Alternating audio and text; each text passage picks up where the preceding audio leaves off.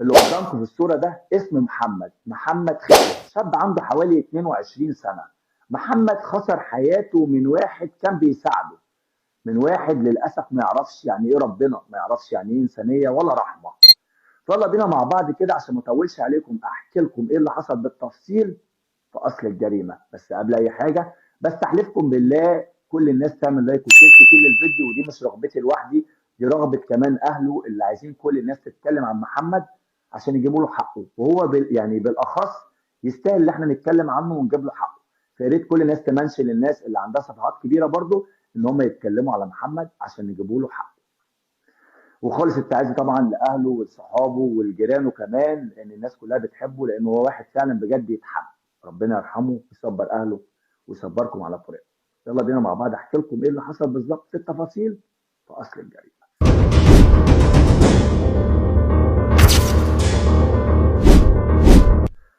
محمد من حلوان، شاب عنده 22 سنه، اخ وحيد لثلاث بنات.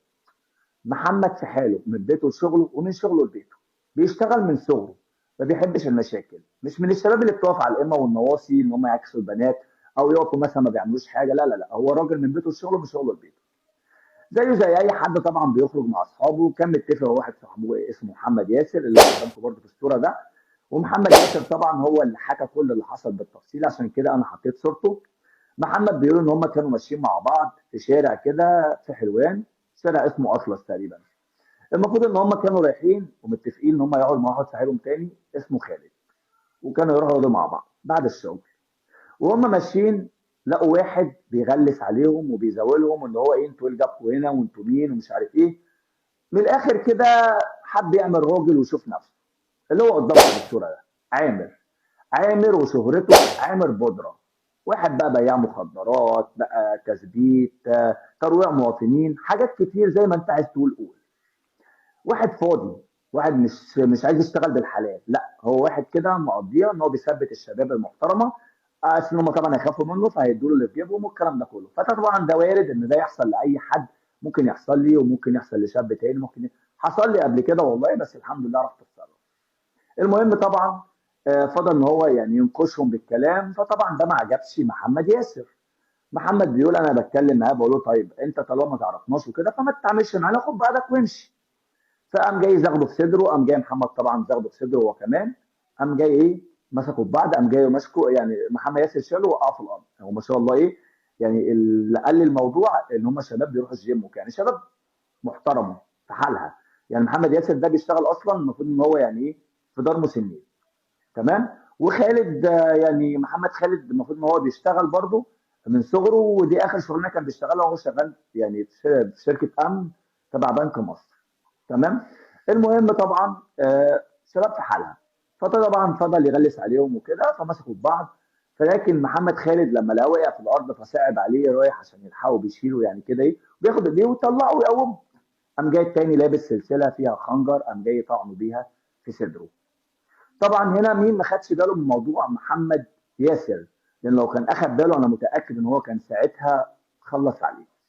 المهم طبعا في الوقت ده محمد بيقول حصلت يعني حوارات كتير وجات ناس تسلك، وهو مسك طوبه وانا مسكت طوبه وضربه حتى زي ما انتم شايفين كده متعور اهوت في دماغه، تمام. فطبعا ده شويه ان طبعا ضربه الطوبه مش سهله. فالناس رجعته ورا، الناس المفروض ان هم بيقول لك خمس شباب دخلوا عليا ان هم طبعا بيسلكوا. فقال لهم طب انا عايز اجيب قريبي، فقالوا له طب روح انت واحنا هنجيبه لك. فالمهم راح عشان يجيب قريبه، لقى قريبه اللي هو محمد خالد طبعا اللي هو صاحبه دوت من صغرهم مع بعض، لقاه في دم في يعني في صدره او من ناحيه صدره.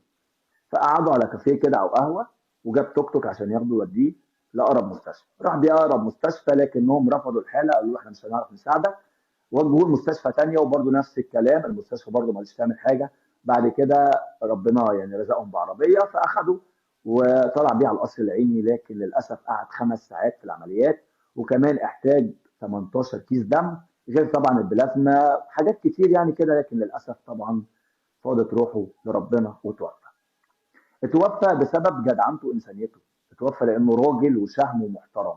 اتوفى عشان خاطر للاسف الشديد كان بيتعامل على اساس ان هو بيتعامل مع بني ادم، لكنه للاسف ما يعرفش ان هو بيتعامل مع بني ادم تاني بس من نوع تاني خالص. واحد لا يعرف انسانيه ولا يعرف دين ولا يعرف ربنا. واحد كل همه في الحياه ان هو يقوم من النوم، يسلطن دماغه، يطلع الشارع يغازي خلق الله، ياخد من دوت ويثبت دوت ويضرب دوت ويفرد بقى دراعاته. انا عايز اعرف ليه الناس دي متسابه في الشوارع. عايز اعرف ليه الشباب اللي زي دي اللي هي اصلا ملهاش اي قيمه في الوجود ولا في الحياه متسابه في الشوارع. المفروض ده واحد اسمه ترويع مواطن، المفروض دوت يتحبس ما يشوفش الشارع تاني. سامحوني ان انا طولت عليكم في الفيديو، لكن هو انا كان لازم احكي لكم بالتفصيل ايه اللي حصل بالظبط.